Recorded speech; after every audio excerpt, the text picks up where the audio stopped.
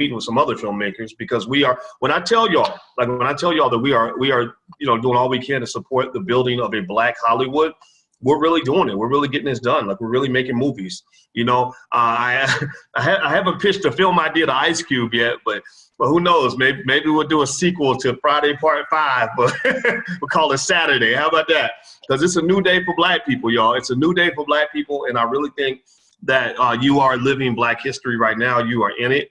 Your grandchildren will ask you about it. They're going to ask you, what was it like sitting in these, these crazy Dr. Boyce, Taki Grant conversations back in the day when, when this $1 trillion industry was just getting started, and you'll be able to tell those stories. So you're building wealth right now, not just financial wealth, but you're building all kinds of human capital, because you'll be able to pass down in an intergenerational, not just intergenerational resources, but intergenerational attitude, intergenerational culture, intergenerational intellect, intergenerational experiences. So it's happening. And I see, Steven, I see you mentioned, you said you want to invest in the film. Okay. Well, Taki, why don't we start there, man? If people want to invest in your projects, because I cannot imagine how much money this film cost you, and I don't know how you financed it. But first of all, I have two questions. That's a double question. One is, like, if someone was to say, like how hard was it to get the money, and where did you come up with it? Like, what was that like? What would you say to that? And then number two, if people out here want to help, like if people are like, you know what, we like this project, we want to fund your next movie, we want to put 50, 100 grand in your pocket to get started so that you can, get it done and do what you want to do. How could people help with that? So that's a two-part question. Well, first thing I want to say, thank you for having me on the platform. Greatly appreciate it. I want to give a shout out to all those who are supportive in the endeavor, those who are part of the team, to HAPI Films, Charles Barker, Rynell Dixon, yourself, Felicia Hart, and all those who were really, really supportive, the executive producer staff. And I'll start there with answering that question. As you know, the executive producer role is basically the finance or come up with the capital for the project. And several of the people we have there are the investors that we mentioned for HAPI, including myself. One of the things that this project made me realize was that I'm not necessarily rich now, but I'm extremely wealthy, because it was essentially done from resource management. And it was managing the resources and managing those things in my, immediate ecology to make this happen. The relationships were a big part of it, formulating relationships with a lot of people throughout the years. And you realize you were just a degree or two removed from someone else. So the people that came into the project and that contributed from the investor side, not only from those people who took their time to give us their knowledge and to use their likeness, is tremendous. And that really is how the project kind of got started.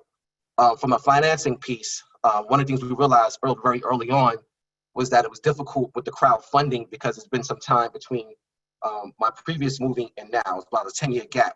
Those people are interested in seeing the other films we've done, they can go to the website, hapifilm.com. They see Newbie and the Tekken. The Tekken was done, it came out around 2008, 2009, really much right around the time Barack Obama was inaugurated. And following that, there was a hiatus for maybe about 10 years. And people don't hear about you, they forget about you. So we tried crowdfunding, we did Indiegogo, GoFundMe, very slow, nothing really happening with that. I realized the main thing is we got to get ourselves in front of the cameras. We got people let them know what we're doing. So we had these pre-screenings. In other words, we took the footage we had, and we was able to develop a movie on a timeline that people loved. And we kept telling them this is not the finished product, but that allowed us to get in front of people, and now the investors came in. Now people said, hey, I want to be a part of this because they saw what we've done. And we took the project over a certain period of time, maybe over 4 years, and we just gradually kept building on it, kept building on the timeline, knowing what the end goal was, and just developed it throughout that process. In terms of future projects, this obviously lays the groundwork for the next piece. It's in the, I won't say it's in the making, but it's in, the ethers in terms of just thinking about it, what it's going to be. And yeah, people can reach out to us, those who are interested in being a part of it. My email address is hapifilm@gmail.com. They can talk to me directly. Once they get me there, we can exchange information, and I'll be more than happy to talk to anyone who's really interested in getting involved in the next project. Okay, so you said hapifilm.com. What's the email address again? Hapifilm@gmail. HAPI, H-A-P-I, happyfilm@gmail.com is where you can go if you want to invest in these projects. I did sign on this project as an executive producer, largely because I liked what I saw. I mean, I liked where it was going. I liked what you were doing, and it was just thorough work. I take work seriously when people are really putting their heart and soul into it, really putting, hundreds of hours, thousands of hours into a project. It's harder to invest in things that are not, where you're not sure if the creator is committed, because you don't invest in something that's flimsy. It's like going into a bad marriage with somebody that, is going to divorce you after 2 weeks. Why waste your time, right? So basically, when I saw, what impressed me was you had some great people in it. I'll name some that I know, and then you can name some that I did not mention. The names that come to mind are Sharif Abdul Malik, who founded We Buy Black, Dr. Julianne Malveaux, who has a PhD in economics from MIT, Professor James Small, I saw him in there, and I saw some others that I recognize, but I just can't remember everybody. Can you name some of the other individuals that were in this project? Well, the first person that comes to my mind is the recent ancestor who just transitioned a few months ago, and that's Dr. Patricia Newton, great friend, great ally, great HAPI supporter, dearly missed, but we know she's still with us. Dr. Lennon Jeffries, who's been an ally and supporter throughout the years, who was in the other previous 2 films. And Fudishi, the same thing with him. Great supporter, great ally, great HAPI, just happy part of the HAPI team, a part of the HAPI family. Dr. Wade Nobles, another part of the family who's been here and who's one of the powerhouses in the community. And I was very fortunate to be able to kind of sit at his feet and talk to him throughout that process. Dr. Jacqueline Badalora, who wrote the book on The Birth of a White Nation, which is a really interesting piece of history in terms of just understanding the psychosis that created white people in terms of who and how they feel white fragility or the so-called white superiority complex that they have. These are things that we want to make sure was brought to the forefront. We have some politicians in there as well. Charles Barron, who's one of the New York State Assembly members here in New York State, and tremendous, he brought a lot. He's been an activist since the 60s, and he brings that into his politics, and he brought that into the film. Wow. You mentioned Dr. Julianne Malveaux, yourself, Sar Imhotep's another person, Jabari Azaze. Got to talk about the contemporaries because they brought fire with them as well. The narrator is one that really pointed out, because the film is a journey through time. We start in ancient Egypt and we bring people forward until today. And the film is really 3 films in one, if you really want to analyze it, because it deals with the economics in Egypt. It deals with the economics around the transatlantic slave trade, or the triangle slave trade, however you want to refer to it. And it talks about the economics of the so-called New World. And really forward, if you think about it, because in the ending, the last 45 minutes or so, gets into who we are today and the solutions, which is one of my favorite pieces in terms of things that we can implement and things we should be doing now. There's also a good friend and also another producer on the film, Kenneth Kelly, who's the CEO of First Independence Bank located in Detroit. And he's also the chairman of the Black Bank Association. So it's a very eclectic group of people from all different types of disciplines. And we look at the film, we break it down to the 3 essential components of government, economics, politics, and culture. So you have your economists, you have your bankers, you have people who have PhDs in the economy, you have your historians, the culturalists, you have your politicians. So we wanted to make sure it was all represented in a very harmonious way. Interesting. Well, everybody, if you have a question that I don't know how many questions we'll be able to get to today, but if you do have a question, put it in the Q&A section so I can see it and hear it okay.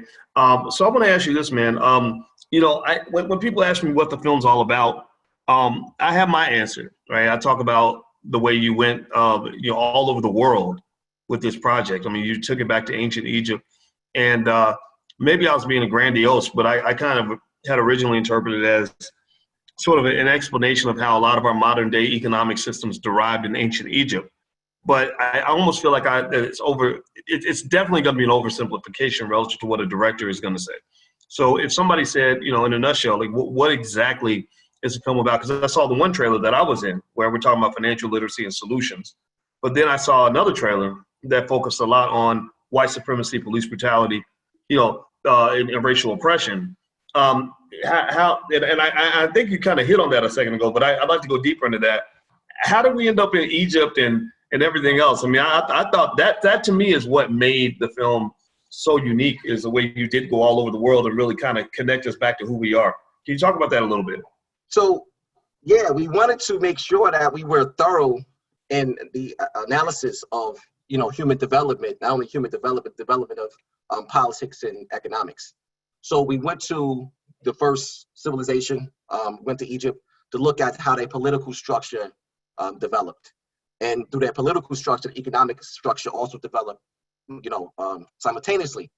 And taking that model, we took it forward just through time to see how economics and politics really kind of work hand in hand. I actually learned a lot making this film. I really learned how the government today, how it functions, how the policies, the legislation that is passed, determines economics in this country, and around the world. And I was like, damn, really was a learning lesson for me. I learned a tremendous amount just in that aspect. And Charles Barron, I don't give too much of the film away, but people, when they see it, they'll understand. He really broke it down in terms of saying, hey, I have the power in my district to determine who's going to come here and do X, Y, Z. And these policies that we vote on determines who's making money, who's not making money. He gave the example, if you're the mayor of New York City, you have the control of a $20 billion budget, and you determine the contracts of who they're awarded to. So if you have a toilet paper company and this textbooks, and the schools need books, and you're awarded that contract, you're a millionaire. You know what I mean? So it talks just about how these two paralleling disciplines, economics and politics, how they just work hand in hand. And the problem I find with our people, and it's the reason why, going back to your question of making the film, is that we just don't really understand basic economic principles, basic principles of politics and how these two work hand in hand. One of the first questions we asked you during the interview was, how does it work together? And you definitely answered that question. You nailed it in terms of just how economics and politics work hand in hand. But it doesn't just start here. It goes back into time. Think about the politics it took to manage building the pyramids, the management system that it was used, and the economics that was employed in that time to feed the people that were there building the pyramids, how they were able to, develop this civilization through that. The river plays a backdrop in that, because the Nile River provided the sustenance for it. The Nile River provided, through its annual flood, provided the resources necessary so they didn't have to worry about food and things like that. Provided the resources necessary that they could trade any surplus to neighboring countries while they were able to build. The Nile also provided the opportunity to do it, because when the Nile flooded, the people who were normally farmers were not farming at that time. They would start to build their projects, the pyramids, the temples, so forth and so on. So all came from the backdrop of the Nile. And that's what we call the film HAPI. HAPI is the original name for the Nile River. And it also speaks to just how people move through the Nile, how people understand the ecology. When we think in terms of how Egypt was developed, everything centered on ecology, the language, the culture, the arts, everything was ecology. We look at the hieroglyphics, so how we say Medu Neter, it's the study of ecology. The birds, the snakes, the plants, all these different things were employed into the alphabet. And it became a part of their ecology, it became a part of who they were. The animals in their surrounding, everything in the ecology, the sun, everything was a part of the mountains. All these different things were ecology, and that ecology dictated then their economics. So that lesson that was left behind by our ancestors, we wanted to make the backdrop for what HAPI is all about. And we took that and moved it forward through time, and we took it through the journey from one phase of history to the next, coming back full circle to where we are today. Well, as you're speaking about that, two thoughts came to mind. You were talking about politics and economics, and I think that that's a really important discussion to be had right now in our community, in light of the fact that we once again help somebody get into the White House and everything else, and there's I've always been one of those guys that says, well, you should get more than a thank you, right? Because trillions of dollars are being pushed around. There are people that are making so much money just from their connections to government. And even if you think about these PPP loans that were given out, who was it? I think Elizabeth Warren actually had it right, where she said, she mentioned Donald Trump and said that, she said, basically, you used the pandemic relief to make all your friends rich.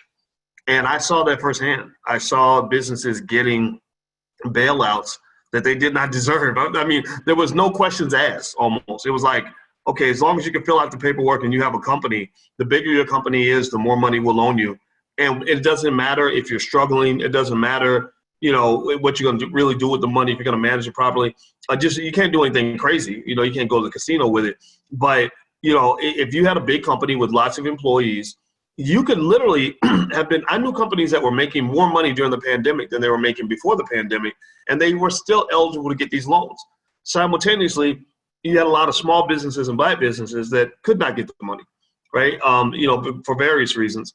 And it just, I think that's just one recent example of all of this, that when you talk about politics, you're talking about money. And it almost seems that the reason that they might divert us to the symbolism, you know, like, oh, no, we're just going to tell you that Black Lives Matter and all this other stuff, right? It's not like they divert you to the symbolism to get you to not talk about the money, you know, because the grown-ups are talking about the money, the little kids are talking about the symbolism. That's almost the way I see politics. Is that what you're saying? What are you seeing in the current political environment that we can learn in terms of how to go and get the money that we deserve and position ourselves to strengthen our community economically?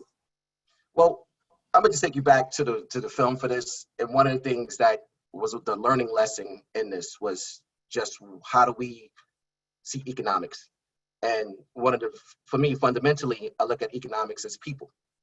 You know, and economics starts with the relationship between people, and that's actually in the film.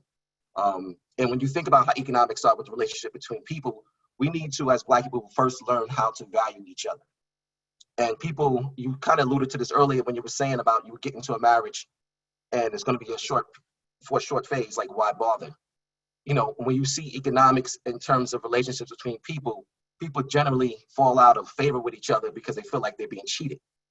Not necessarily cheated on, but they feel like they're not getting equal value for their input or exploit in the relationship. And that's just how economics works.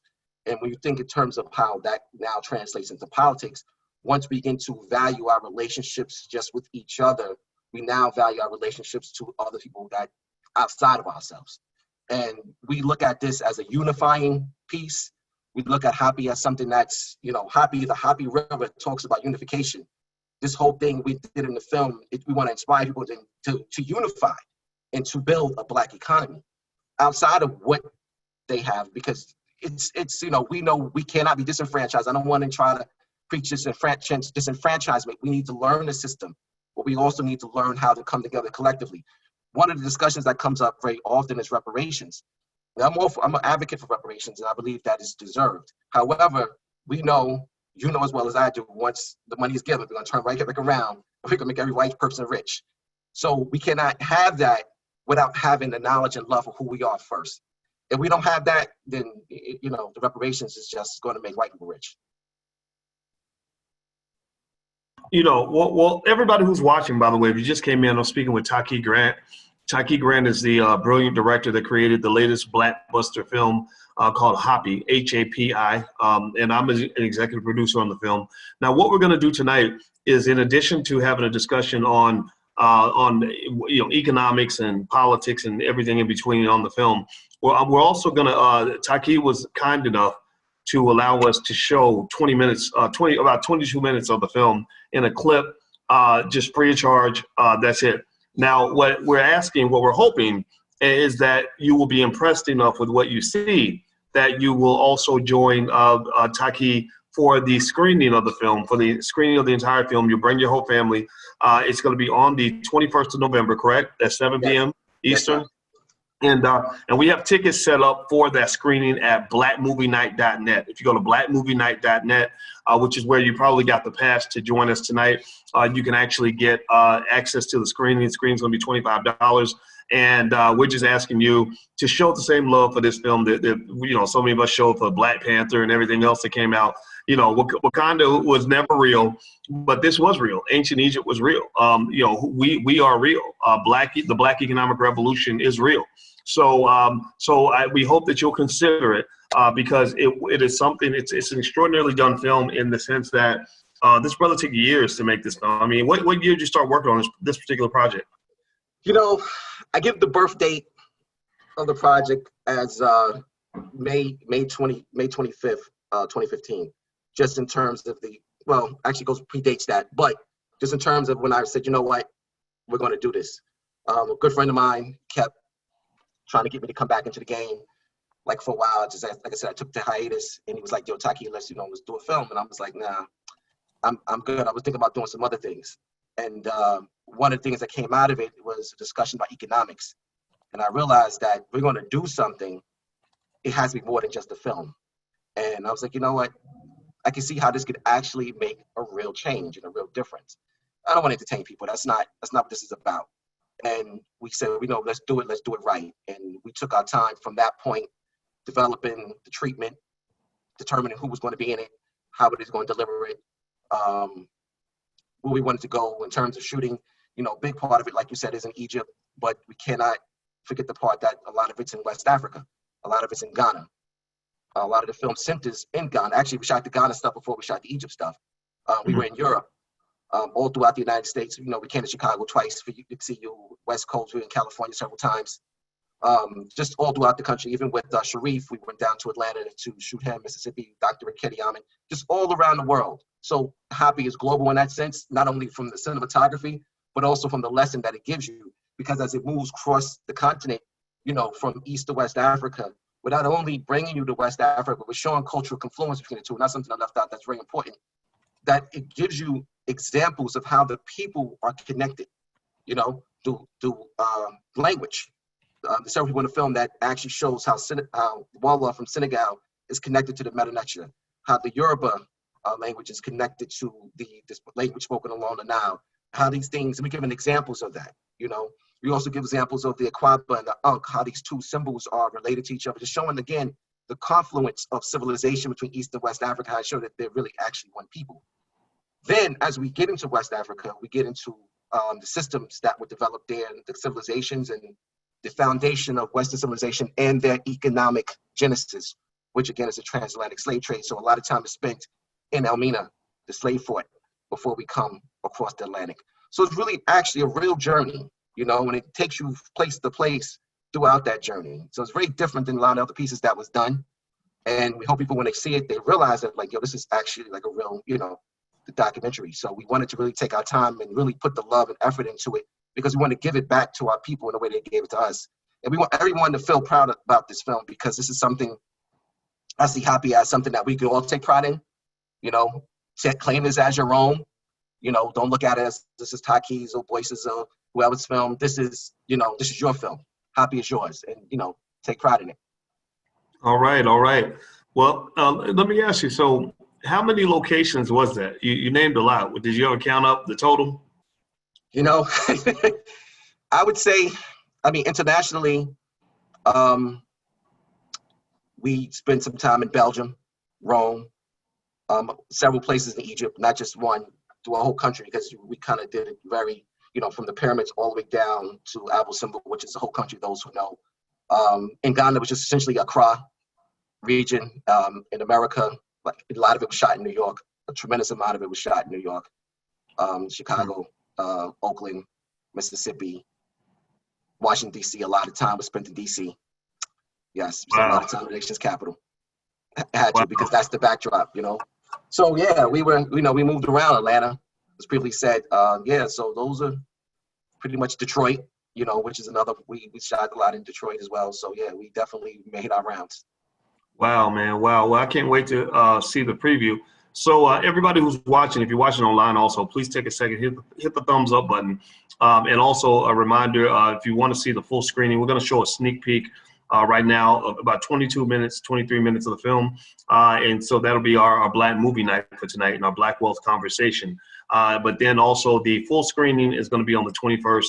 And you can go to blackmovienight.net, not .com, .net, and you can actually get a chance to see the entire film. So because we got to, building this kind of thing costs money. So we're asking you, if you enjoy it, support the brother, be empowered to participate in the creation of these industries, because these industries, they need consumers. They need people that are going to appreciate the things they create. And then what happens is they then make a profit and they can go back and create more, right? So so that I want to explain that ecosystem to you, so you'll understand why buying Black is so important. You know, we buy lots of movie tickets. Let's buy black movie tickets. We buy lots of education. Let's buy black education. We buy lots of clothing. Let's buy black clothing. All right. So put your hashtag B1 in the chat if you are Black First. Most people on this platform are Black First. That's really important. It's a core value we have. And what I'm going to do is I'm going to try to pull this up. And I'm using a different computer today, but hopefully I won't mess it up. Dr. Watkins, just real quick before we transition, I just want to just say something about cooperative economics. First thing, before I get into that, the actual running time for the film is 2 hours and 12 minutes long. So that 20 minutes is just 10% of the actual piece. I just want to just put that out there. The film is over 2 hours long, and we're going to show 22 minutes. You're looking at 10% of the entire film. So there's so much more to see from what you're going to see here tonight. The other thing is, cooperative economics is extremely important. And one of the things we realize in doing this is that as Black filmmakers, we put money back into the pockets of Black people, because like these shirts we have, the brother from Nubian Apparel designed this. NubianApparel.com is a tremendous clothing line. And, he and I, we kind of grew up together, but a Black company. The people we use for the flyers, DVD creation, everything that we do is we're putting money back in the hands of Black people.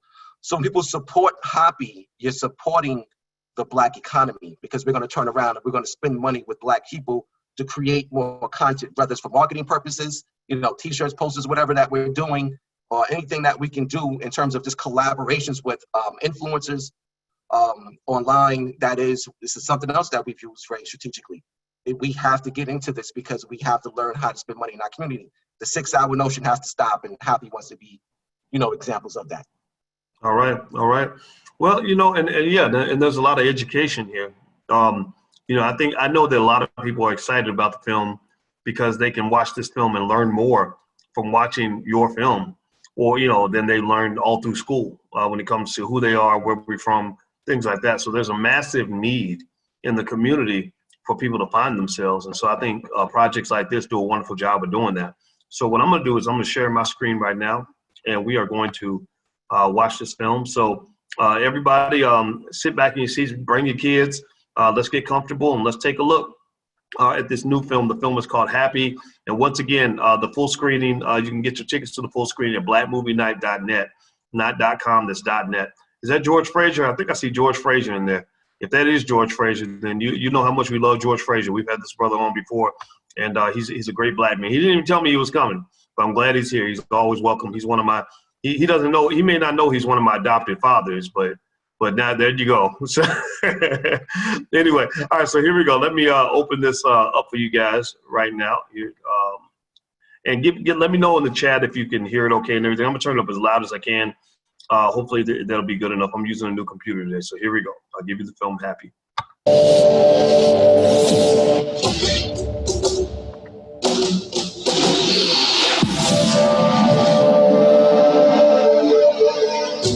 Economics is the lifeblood of humanity. It is most properly called currency because, like an electrical current, money is power. It commands respect, and its chief companion is influence, to the point where some will do anything to get it. The illusion and pursuit of mundane desires may mislead you down a spiraling path of self-destruction. History shows us that wealth is fleeting, elusive, and too much is never enough. The current of economics can be likened to the current of a river. It must flow. As it flows through the society, it sparks creativity and innovation, drives industry, and defines the aspiration of its people.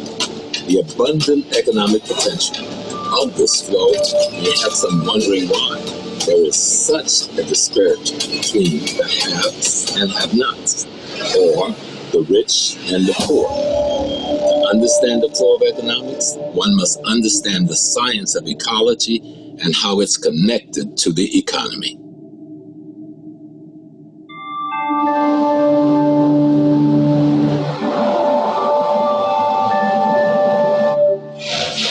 African people make up the majority of the world's population, and we sit on the vast majority of the world's wealth.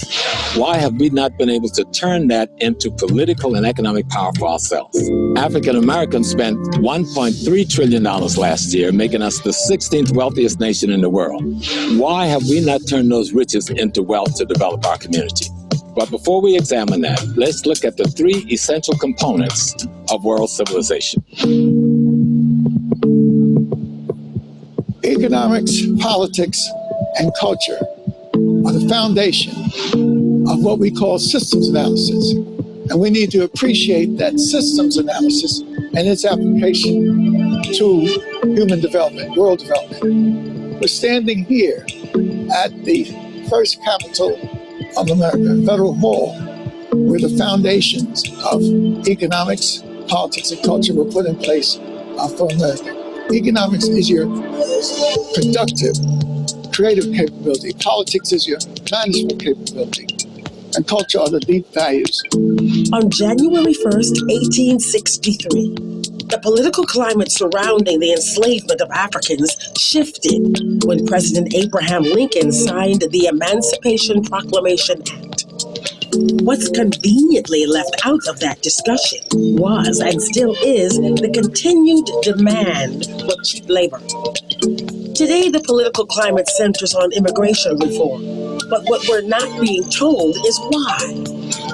There's a deep-rooted connection between immigration, free labor, and America. Ironically, the major part of the goods consumed by Americans are produced overseas by a form of cheap labor or harvested from American farms by migrant workers. The reality is that not much has changed since 1863.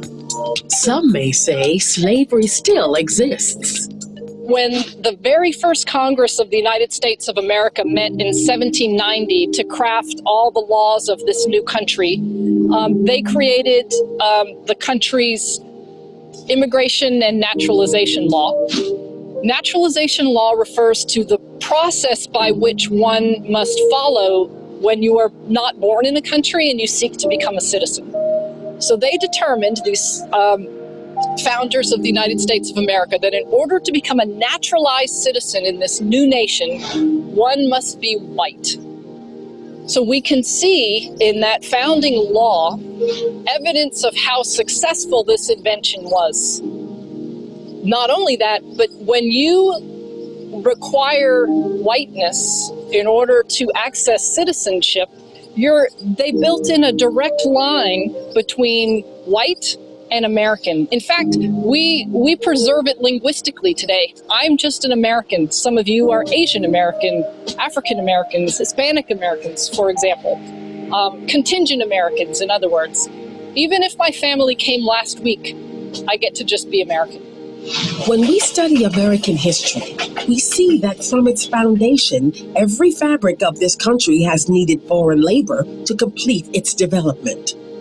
The discussion about what and who defines us clearly centers on race, ethnicity, and lastly, country of origin. Power can be seen as a table where everyone wants a seat, but there are limited spaces available. Either you have your seat or not. Today, we're seeing what appears to be a resurgence in the struggle for the preservation of identity playing out on the global stage. However, what we are in fact witnessing is fear. Fear in losing seats at that table. The question that must now be asked is, what role does race play in this dynamic?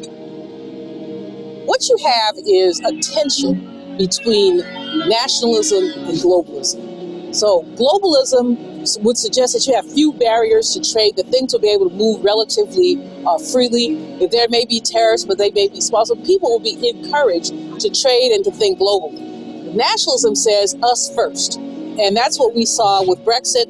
Older people especially, but lots of people were saying, all these immigrants coming into the UK, and I don't have a job. Because with the European Union, you have fairly free movement across borders. So if you were a student in Germany and you wanted to go to Oxford, you could apply, you could go, you would not have to get any visas or do anything like that. So your competition, theoretically, for the kid in the UK who also wants to go to Oxford. So you have basically free movement, and many people felt the free movement constricted their choices. Here in the United States, you see the same thing with Mr. Trump having anchored his campaign around immigration, around building a wall, around banning Muslims, and all these crazy things that he came up with, which he now probably will not do. But in any case, what he did do is incited those people who feel left out. Since the dawn of early humanity, mankind has migrated from place to place in search of a better way. Interestingly enough, even the so-called worthy or self-proclaimed deserving once upon a time themselves too were immigrants. In this, we can clearly see the role economics has played in the development of civilization. To make sense of this, we must go back through time and retrace the steps of the ancients. Our journey to the past will begin with an examination of political and economic development along the Nile or HAPI River. The Africans that migrated to the Nile used the ecological system masterfully to build the world's great first mega economy. The Nile or HAPI River made ancient Egypt an economic giant by way of agriculture. Once a year, the Nile or HAPI River overflowed its banks. When the flood waters receded, the inundation left behind rich silt in the soil that made the earth rich and from which each season several crops were yielded. The political and economic development of Nile Valley civilization began with the Nile or HAPI River. The Africans that lived along the HAPI River understood the fundamental importance of economics and its complementary component, politics. This system of economics and politics laid the groundwork for the organizational structure responsible for building great monuments like the pyramids. To achieve this monumental feat, the ancient Egyptians relied on two main economic resources. One was its vibrant agriculture, and two, its people, the combination of which made Northeast Africa an economic model. The architectural legacy it left behind is just an example of ancient Egypt's economic and political strength. How were the ancient Egyptians able to translate their agricultural wealth into a system of governing that managed the creation of their structures? What data did they leave behind? Perhaps the keys are in the monuments themselves. The evidence that we have are the number of the stones for building this pyramid. This pyramid only 2,300,000 blocks. Each one weight 2 tons, 2.5 tons. Building the Great Pyramid only can be a very important evidence that the government in that time, in Dynasty 4, 4,500 years ago, had a very strong economy. Over 9 million stones had been moved in one dynasty. No economy in the world can do that. If we go back in history, the Nile secured the means of transporting for trade purposes the goods and resources that those communities needed to eat, to dress, for housing, for health. We must clarify here immediately that we're talking of Black Africans. Economics is a major factor in the development of any culture, any civilization, any nation, any empire, and any institution. The Africans that lived along the HAPI River understood quite well that their governmental system had to have as its foundation economics. The political and the management of the structure of the pyramid, I think it's more important for us to understand than building the pyramid. Because you can imagine, when Khufu took the throne, became a king, his architect, Hemiono, who built the pyramid, will come with maps to him and told him what kind of management will be. Khufu and Hemiono was 25 years old when they began to think about building this pyramid. The management of how you manage the workmen in one area, and also the supervision for the workmen to have breakfast in the morning, drinking beer and bread, was a national diet for the workmen who built the pyramid. If you close your eyes and go back 5,000 years ago and think about the quarry location, the workmen moving the stones and putting the stones on the top of the pyramid. And you can imagine medical treatment, how they organize to save the workmen if anything happened to them. You can imagine the management in the area of the Rache, the mouth of the lake. And Ankaf was the supervisor of the whole area. The management of the Rache is the most important thing that happened to show how the government was so strong to organize building the pyramid. The workforce entering inside, limestone, granite, basalt, all this type of things was very important to see. The organization of building the pyramid is more important to show than building the pyramid itself. One of the earliest known civilizations on Earth, Egypt, or Kemet, finds its roots in a very auspicious beginning. Most people are familiar with Egypt being the birthplace of history, the Great Pyramids, and temples, but few are aware of the climatic change that was the genesis of this great culture. Approximately 10,000 years ago, there was an ecological change that caused the monsoon rains in Africa to shift southward, resulting in the northern part of Africa to gradually transform from a tropical rainforest to the desert we see today.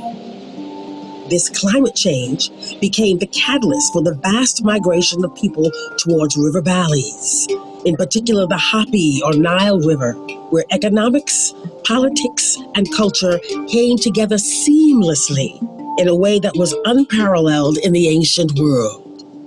The concept coming out of the African world at its rudimentary level and at its developmental level was the 3 C's: communal, cooperative, and collective spiritual development.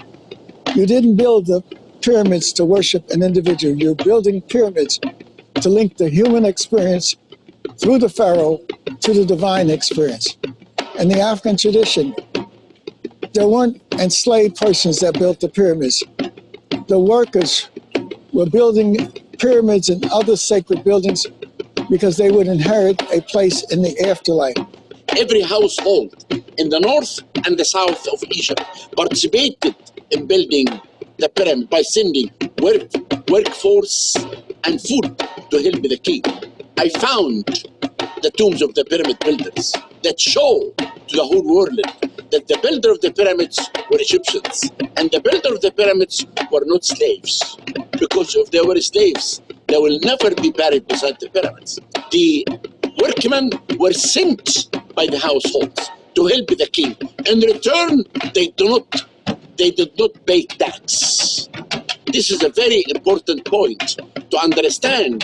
The king completely depended on the number of the workmen that came through the support of the households, based on the discovery of the tombs of the pyramid builders, because I found the lower cemetery for the workmen who moved the stones, and they found the upper cemetery that for the artisans, the technicians, and I found the area for sorting salted fish, and the area for making bread, and the area they lived in it. And this is why I do believe that there was 10,000 workmen built the pyramids in Dynasty 4.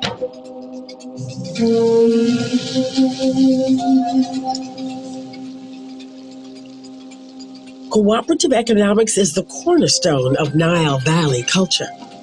The ancient Egyptians understood that in order to be successful, they must work together collectively and amongst their neighbors, the details and evidence of which were chronicled throughout various locations in Egypt. This tomb here in Aswan is one of the greatest examples of economics in the early world. We're here at the tomb of Hakuf. Hakuf was a governor at Elephantine during the Old Kingdom. In fact, he served under Pepi II, who was the last ruler of the 6th dynasty. It's really important to understand or come to this tomb because there's certain things here that really get into how the people saw economics and trade and commerce with other African nations. The inscriptions of this tomb detail the accounts of the countless trade expeditions Hakuf had to the Kingdom of Yam.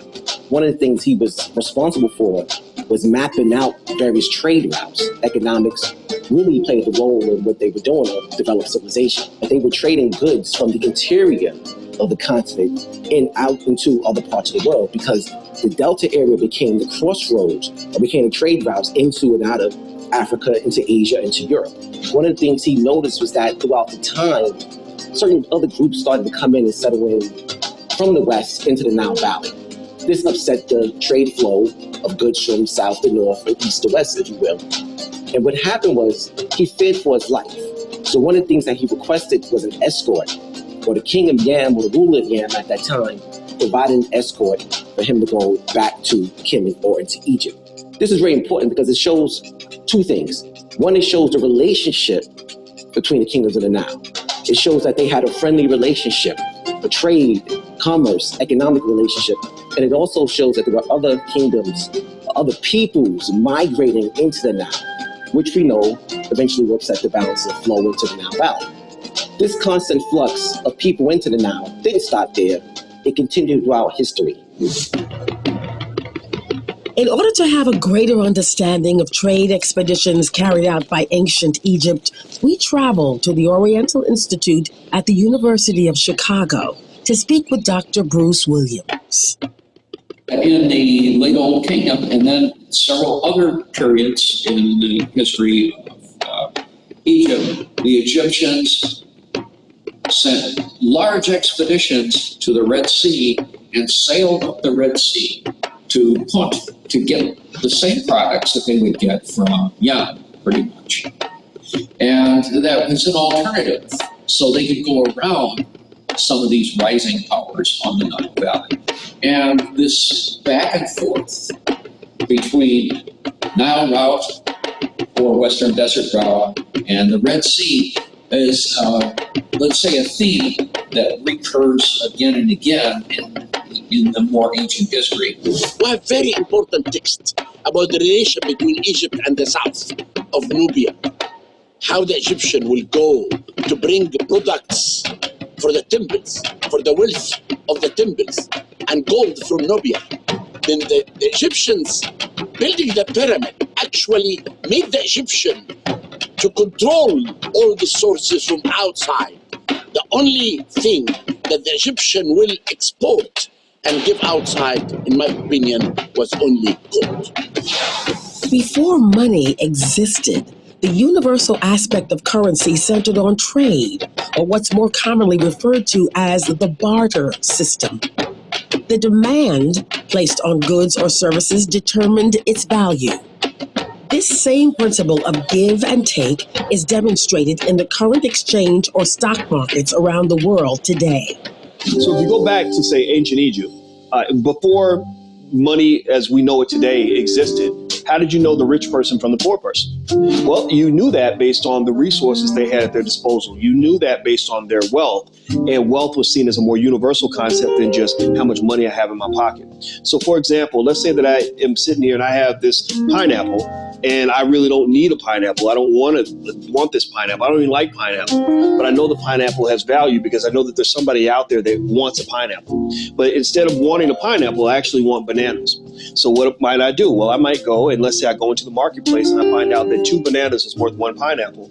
Well, I'm going to have to find somebody who has bananas and say, hey, I'll give you this pineapple in exchange for your 2 bananas. And what's going to happen is that the number of bananas necessary to get 1 pineapple is going to fluctuate and change based on the supply and demand of bananas and pineapples. So if pineapple suddenly became really popular and very rare, then it might take 20 bananas to get 1 pineapple. Or bananas suddenly were in oversupply, then it might require a lot of bananas to buy 1 pineapple because people will say, oh, bananas are not a big deal. Everybody has one. So ultimately, supply and demand are what drives any economic system. When we think of economics, we have to think of food. We have to think of clothing. We have to think of shelter. We have to think of safety. So how do we handle this when you must have some means of exchanging goods with other people and services with other people so that you can get the goods and services that they have and you can get the goods and service you have so that you can have a broader perspective in terms of how you supply and provide for your group.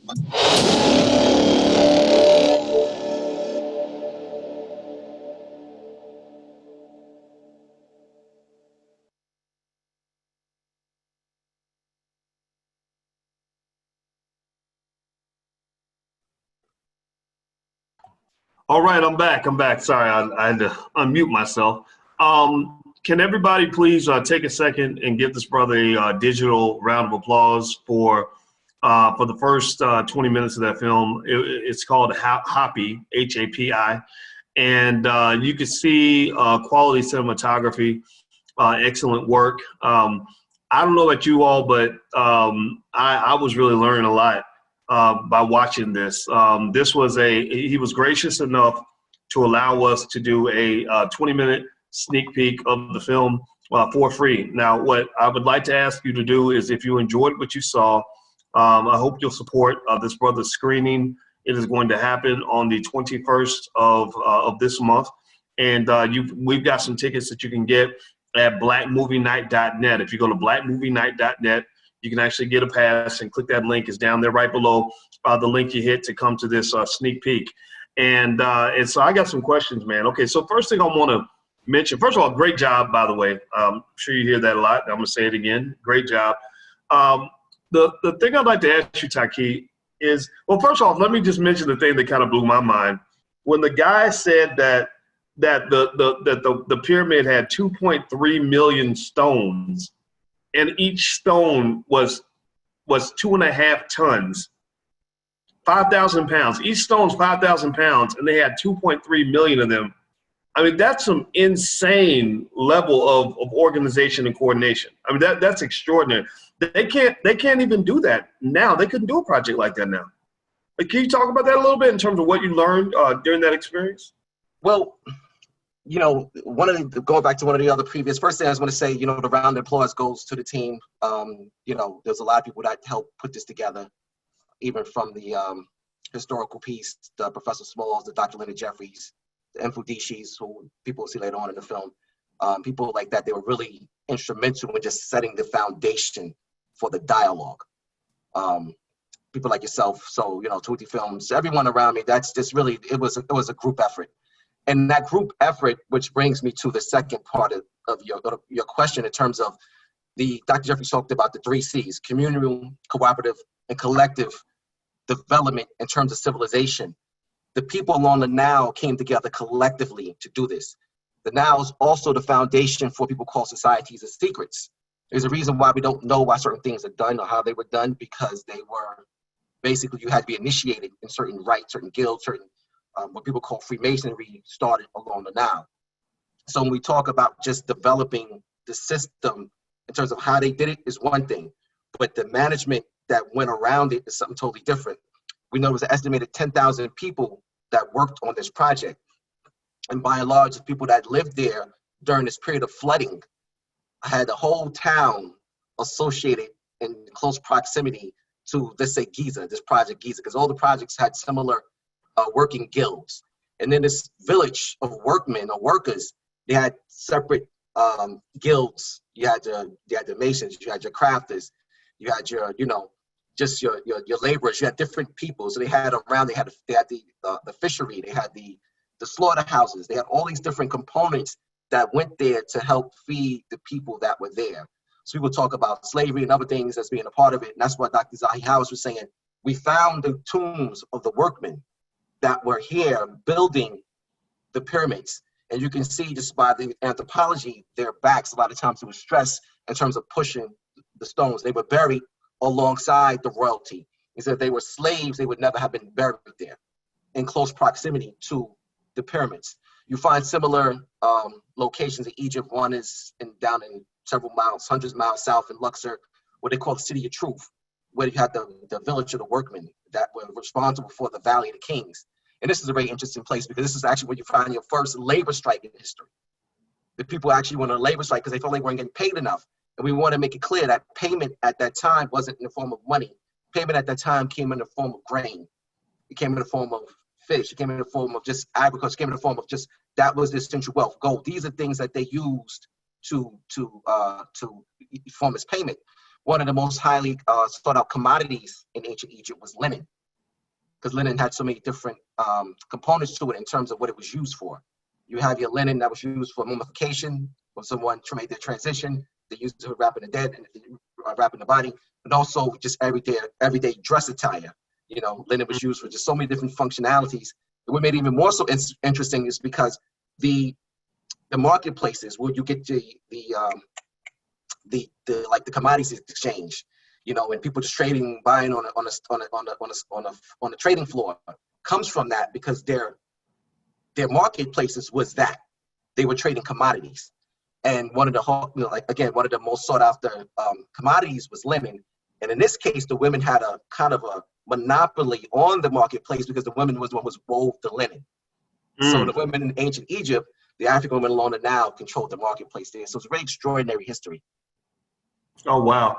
Wow. Well, you know, man, I think one thing that also stuck out to me when I was watching the film was I can't remember if it was Professor Jeffries or Professor Small who said this, but he mentioned economics, politics, and culture. Was it Professor Jeffries who said that?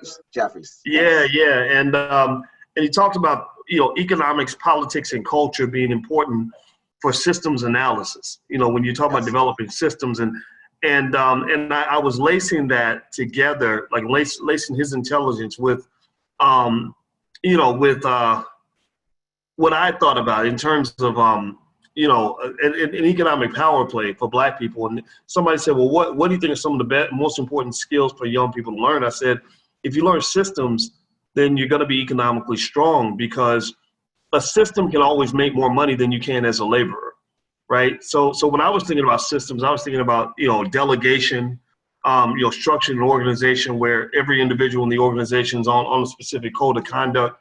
You know, that's what corporations are. Corporations are one of many thousands of systems that allow the level of income earning that is just unbelievable. You know, that's how you get Amazon saying, oh, we made $20 billion this quarter, that kind of thing. And, you know, and so I thought about each of those three words, right? And I think that as a community, one area we could start in terms of analyzing who we are and where we are is look at those three words. You know, how astute, how smart are we as a community when it comes to our economics? Well, you know, if people are able to say that a dollar only stays in the Black community for a few hours or whatever the number is, you know, then maybe our economics could get stronger. So maybe we need to train our babies on economics from birth, right? And then you go to politics. How politically intelligent are we? Are we getting max value in our politics? You know, when we vote for a politician, are we ensuring that we get what we need, or are we not, right? What are our politics in our community in terms of us feeling empowered after we participate? There's work to be done there. And then also culture. You know, what is your culture? A lot of people overlook this, but economics is heavily based on culture, which is a manifestation of the psychology of the individuals that are in that culture, right? So, you know, if you have a family where everybody becomes an entrepreneur, then you're probably going to become one too. You're going to have an oversupply of entrepreneurs. If everybody in the family is thinking about wealth acquisition, like if everybody wants to own property, then you're going to have a bunch of property owners in your family. But if you have a family where everybody's twerking, then you're going to have a bunch of really good twerkers. If everybody's playing football or basketball, you know, singing and dancing, you know, or a bunch of rappers, you're going to have a lot of that. So you got to ask yourself, what is your culture? What is the culture in your family? Because the culture will play a direct part in what you manifest, you know, because culture, I've noticed with culture, it tends to create carrots and sticks where we get rewarded or punished for either going along with certain behavior or deviating from that behavior. You know, like, so for example, that's where you get these kids, you know, these kids that go to school and make straight A's and their friends are saying, you know, you're acting white, you know, you sound white, you know, or the kid is a basketball star and the whole family's cheering for him because he scored 25 points in the basketball game, right? So you got to ask yourself, what are you cheering for? What are you encouraging? And what are you discouraging? You know, when I go tell my family, I say, hey, I got the job, and I put it on Facebook, I get 3,000 likes in a couple hours, right? But if I say, hey, I started a business, it's crickets. Because people think I'm getting out of my lane. I'm stepping out of my, you know, I'm stepping out of my place by doing that. Like, what are you doing? That's not possible. Black people don't start businesses. That's not what you do. That's not your culture. That's not your culture, right? But getting a job is your culture. So I think that to me was very powerful too. Economics, politics, and culture. I think if you start right there, you can learn a lot. What say you, Taki? I tell you, just going back to Dr. Leonard Jeffries and his systems analysis. Systems analysis and how he explains it is on a triangle, essentially the side of a pyramid. Economics and politics are complementary aspects of each other. At the top of that triangle is culture. Culture manages both economics and your politics. That right there, like you said, is the answer. And this is why going back to Honorable Elijah Muhammad, talking about, well, can get further back than before that, but just people have the knowledge of self is key. And you talk just in terms of the development of where we are today, the white culture developed who they are. That culture, the deep values that they had, the pervasive culture was that managed their system of slavery, creating the joint stock companies that were there to manage these, their new economic foundation. But the culture piece, the deep values that a person has, the deep values that a group of individuals have, will determine how they spend their money or who they spend their money with. Will determine how they raise their kids, what they teach their kids. Will determine who they love and who they hate. The cultural imperative is the most important aspect in our lives. And this is why a film like HAPI is so important, because it goes directly to the culture, and it ties in the culture of who we are with both our economics and our politics. Well, everybody, I'll tell you, I don't know about y'all, but I really enjoyed what I saw. I felt smarter watching this film, and it just feels good. I mean, tell me, does it not feel good to just see how great we are? I mean, I don't know about y'all, but I get inspired when I see that kind of thing. It just really, it made me say, okay, we got to keep stepping our game up. Like the ancestors laid out a blueprint of power, and I think it's very important for us to pay attention to that. Then let's see, Celeste is asking, what does his shirt say? Well, this says Blag Enough. Blag Enough is actually a social media platform that we created. We have a trademark on this word, and it's basically a lot like Facebook, except it's Black owned, and you can actually join blagenough.com. I'll try to hold it up so it's not crooked. Feel free to go to blagenough.com. There are a lot of people on there who are just like you. Freedom of speech, it's in full effect, so feel free to try it out. So let me answer. Is it okay if I throw in a few questions from the audience, Taki? Is that all right? Sure. All right. Let's see. Where can we see this movie? There is a screening of the film that's going to happen on the 21st of November. The URL I'm putting in here is blackmovienight.net. If somebody can type it in, blackmovienight.net, go there and you can actually get the link to go to the screening on the 21st. And also hapifilm.com, HAPI. HAPIFilm.com. They have a lot of other information, resources, information about the cast, things like that. So blackmovienight.net is where you can actually get the link to see this film, and I hope you'll be a part of this. Let's see. Carl Brown says, how did the Egyptians use spirituality in their economics to be successful, and how can we use our spirituality to make our economics successful? What do you think, Taki? Wow, I like that. Thank you, Carl, for asking that question. Yeah. We were fortunate in making this film to be able to tie economics to everything that we do. And there's a segment in the film that talks about spiritual economics. And you look at everything, again, in life is give and take, it's an exchange. The principle of Ma'at that we talk about in ancient Kemet that deals with the reciprocity, truth, justice, righteousness, deals with the concept of you're doing good, good is returned to you. You're giving something, something is returned to you. The greeting in Egypt in terms of Hotep, I come to bring satisfaction, you're offering something. During your segment, we showed a tape, artifact, it was a table, it's an offering table. That's actually a Hotep.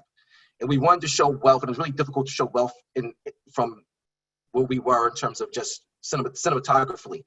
But the Hotep itself is an offering table. When you greet someone, you're giving them something. It's not just an empty gesture, but in return, you're getting something back. So the point in terms of spirituality and how that's connected, our prayers, our supplications, our offerings we make to the divine, we make these offerings because in return, we're getting something back. When you go to ancient Kemet, you look on the walls, what you'll see, you'll see, the Nasut Biti or the Pharaoh making an offering to a principle or to a divine principle, and in return, something's being given back. So that process of reciprocity or ma'at that we practice deals directly with spiritual economics. Well, and I think spirituality can play a big part in Black economics in America in a lot of ways, even if you don't go to church. I see economics as very spiritual. Just one example is I know it took a whole lot of faith for me to become a business owner. I had to become real spiritual, like just have faith that if I continue to remain consistent and stick to certain principles, I would eventually find success. right? So, we talk about faith, but sometimes I wonder how much faith do we have in ourselves? If you're afraid to try new things and to expand your comfort zone, then, do you really have faith? Or better yet, maybe you have so much faith in something that's external that you have no faith in that which is internal, right? And some people believe that the concept of God itself is an internal thing, that you are a God, and I believe that. If you look at it in a certain way, I think as a man, for example, I know my masculine energy gives me a very powerful ability to manifest and create things out of nothing, right? That makes me a God. If I go to that sixth dimension of manifestation, I become a God, right? And we've all got that in us. And then also, I think if you look at the Black woman, that is a goddess, right? She creates life. She's the mother of the earth, the original woman, all these things, right? So maybe that's one spiritual interpretation. Maybe it's my spiritual interpretation, but it may be different from yours. But I think it's okay to say that it's really hard to achieve on a high level economically if you don't have something spiritual that guides you. Because sometimes the things you see and feel around you can deceive you. They can make you think that there's no hope, but you got to find the hope somewhere, and you find that in the spirit world. Yes. All right. So let's see here. Okay, so check this out. The next question says, I am a 7th grader. Look at that. And I want to know, watching with my grandmother, and I wanted to know if this has anything to do with the Silk Road. How would you connect the film to the Silk Road? And that, by the way, I think it's great that the 7th graders just asked that question. It's interesting. So we have parallels. And speaking of the Silk Road that existed, and one of them, well, I'm just going to use this as one example, was the Trans-Saharan Trade Network that existed across North Africa that spread into Europe and Western Asia. And you had, I'm just going to throw a number out there, roughly trillions of dollars of goods that was traded through there. And one of the highest commodities through that area was salt.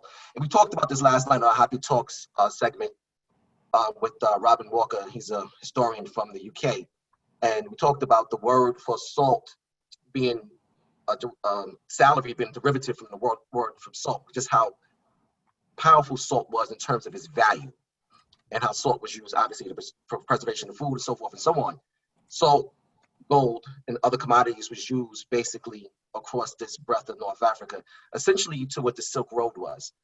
We also know that now China is in the process of developing a new Silk Road that they're trying to implement to gain control of just various trade routes around the world to have a kind of corner the market in a sense. And that's what a lot of the wars that we speak about in HAPI were about.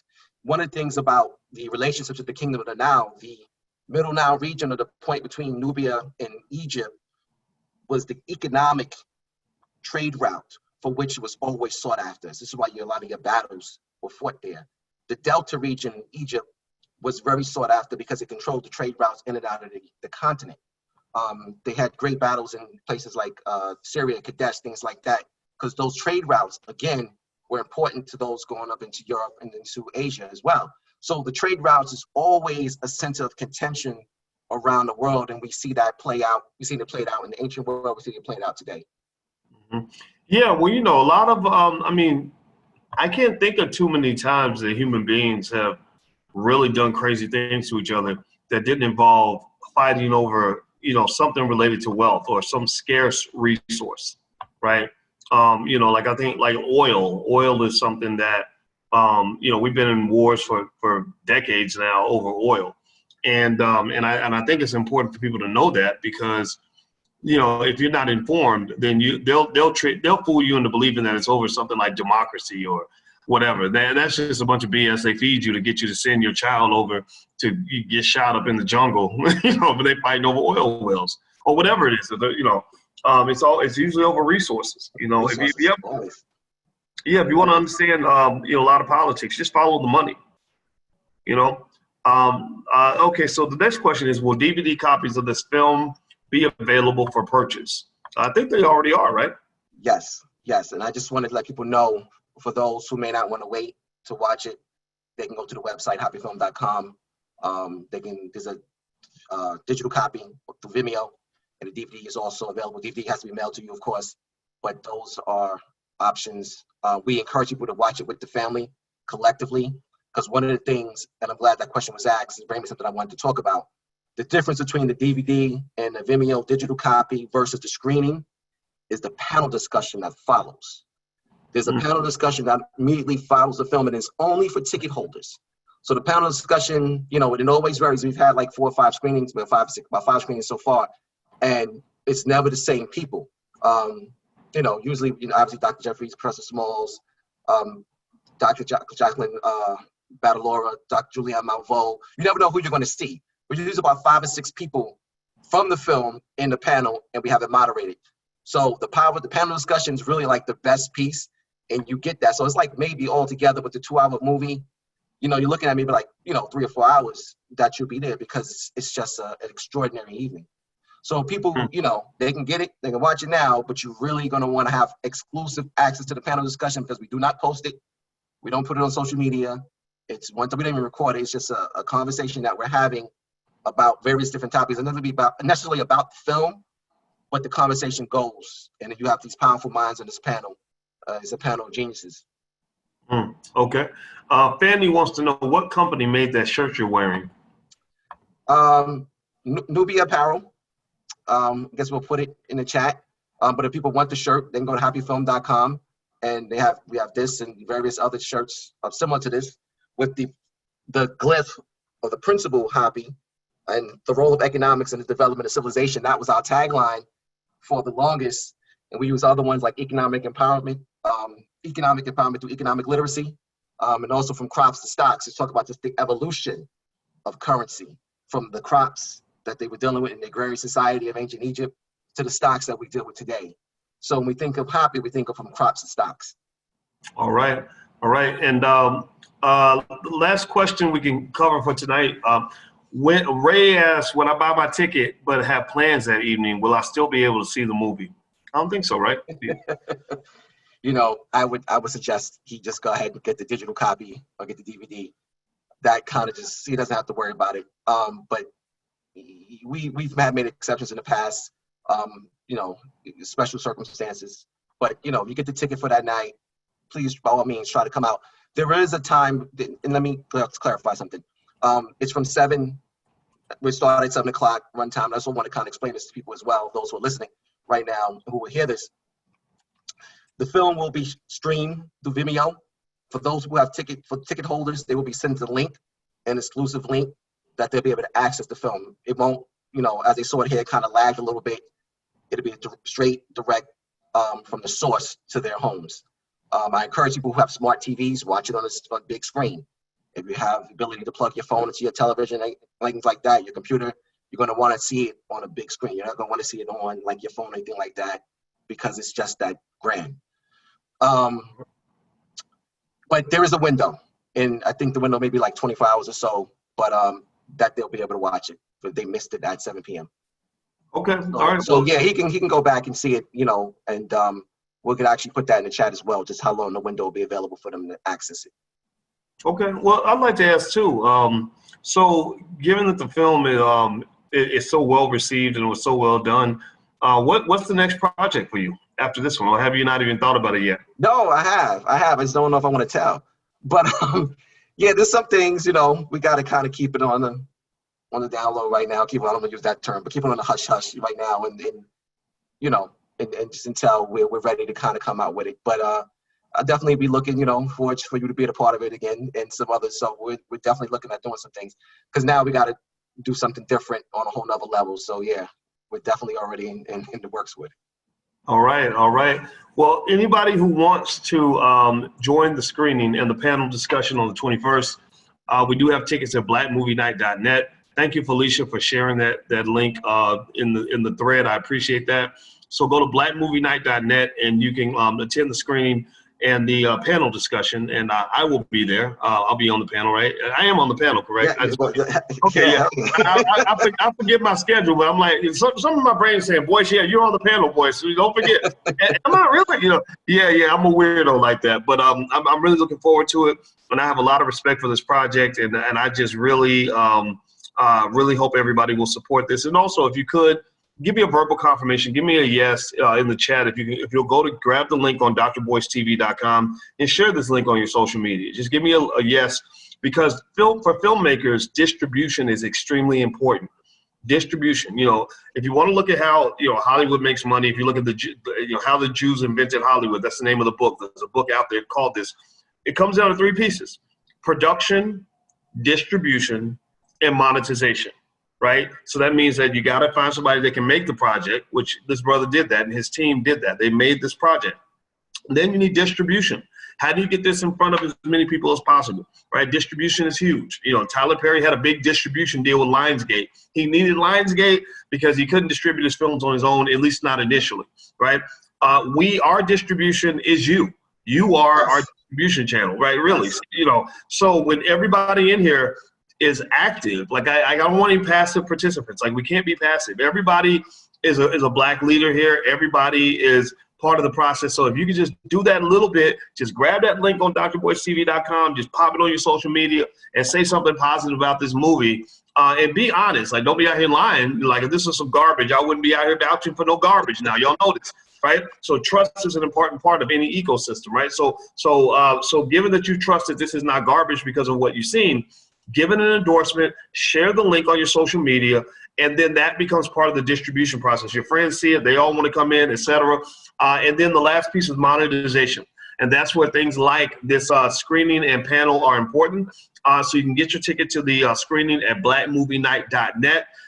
Because what happens is that if you run that process properly, if you can monetize at the end of the tunnel, then guess what? The filmmaker puts out their money, and their money's like a boomerang. The money comes back, and it comes back with friends. You put out 100,000, you come back with 150 or 200,000. So you got your initial capital and a profit, which allows you to make a bigger film. When Tariq Nasheed talks about Hidden Colors, he says, my first project was maybe 40, 50,000. He said, but it did so well, I was able to put double or triple that in my second project. And then by the third one, he was able to triple that. So that's how you build. That's what you call flipping, right? That's how you grow a gigantic industry, right? So we need to have that fertile economic soil where we can allow these directors, support them in their flipping process, so we develop an entire ecosystem. So no passive participants. Everybody's on the basketball court. Even if you ain't the one shooting the jumper, you can at least box out, you can grab a rebound, you can play some defense, you can do something. So everybody, please participate. Give me a yes in the chat if you get what I just said, and I hope you understand that this is a great economic lesson that we just have right here. All right, guys, thank you so much for joining us. Thank you, brother. Did you have anything else to say? I just want to say, we want to get people to actively support the HAPI movement, in that, we're very active on all our platforms: YouTube, Facebook, Instagram, and Twitter. But with that also, there's a newsletter that we produce monthly. And the newsletter has 5 components to it. We feature a Black innovator in economics, an article on financial literacy, an article on health, the HAPI update. And we also, just in the spirit of corporate economics, feature a Black business every month. The newsletter is free. Go to happyfilm.com to be a part of it. Sign up for the newsletter, and it's issued every month, and just be a part of the movement. All right, happyfilm.com. There you go. That's where the newsletter is. Okay, everybody. Well, please give a digital thank you to our guest, Taki Grant. Taki is the director of the new film HAPI, H-A-P-I. And it's a great film, as you all saw the sneak peek. But again, that was 10% of the movie. So imagine what the other 90% must be like. So God bless everybody. Thank you guys for hanging out. And I'm going to go find Alicia. I left. We were at an event in Atlanta. I left the event because I really wanted to be here and hang out with you all. But now I'm going to go spend some time with the pretty Black woman that I get to have by my side. So take care, everybody. I'll see you soon. Have a good night. And thanks a lot, brother. Take care of yourself now. All right, my man.